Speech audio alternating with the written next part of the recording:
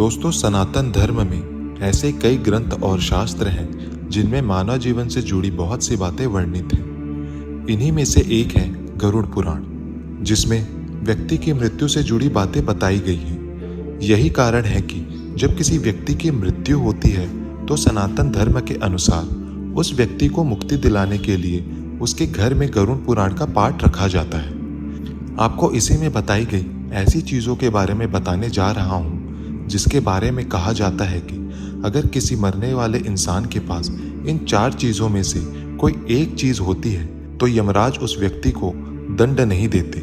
जी हाँ, यूँ तो हम में से कोई भी व्यक्ति यह नहीं जानता कि मृत्यु के बाद आत्मा के साथ क्या होता है। इतना तो सब जानते हैं कि जीवन में जो भी व्यक्ति कर्म करता है, जो अच्छे हो या बुरे हो, उसे उसका फल भोगना पड़ता है। यानी मृत्यु के बाद हमारी आत्मा के साथ क्या होगा यह हमारे कर्मों पर निर्भर करता है।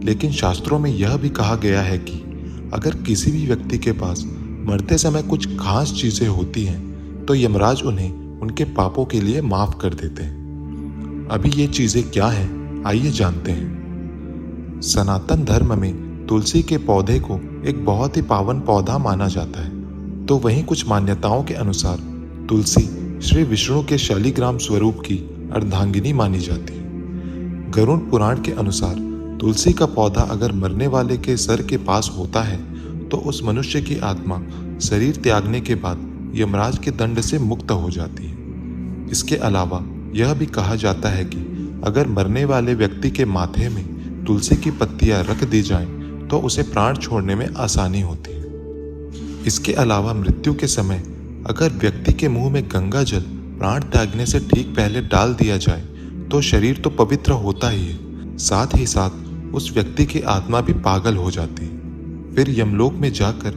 उसे किसी भी तरह का दंड नहीं भोगना पड़ता है।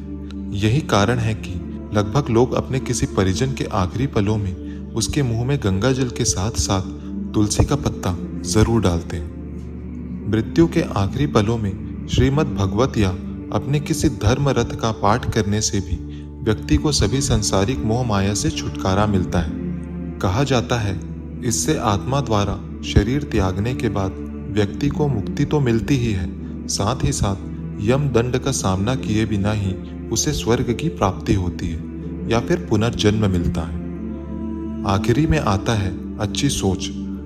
शास्त्रों के अनुसार मृत्यु के पास होने पर व्यक्ति को तथा आसपास वाले सगे संबंधियों को उसकी आत्मा के संबंध में अच्छे विचार रखने चाहिए। मरते हुए व्यक्ति को किसी भी प्रकार का क्रोध या संताप नहीं होना चाहिए, बल्कि इस समय व्यक्ति के फोटो पर सिर्फ भगवान का जाप होना चाहिए। इससे व्यक्ति की आत्मा को शांति मिलती है और उसे यमलोक में कोई कष्ट भोगना नहीं पड़ता है।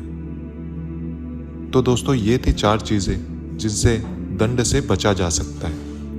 आपको ये जानकारी कैसी लगी हमें कमेंट करके ज़रूर बताएं और इस वीडियो को ज़्यादा से ज़्यादा लाइक, शेयर और हमारे चैनल को सब्सक्राइब कर दें।